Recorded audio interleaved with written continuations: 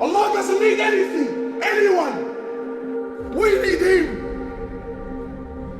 He's the one who on the day of judgment, when everything will come to an end, when Allah Azza wa Jal will order the destruction of every living creature, until there comes a point where there is absolutely nothing in existence except Allah.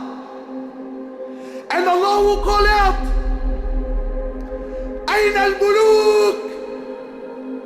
Aina abna al-muluk? Where are those kings? Where are those kings who thought they were kings? And then He will ask, Limanu mulku al-yawm? To who is the kingdom today? Who? Nothing will answer.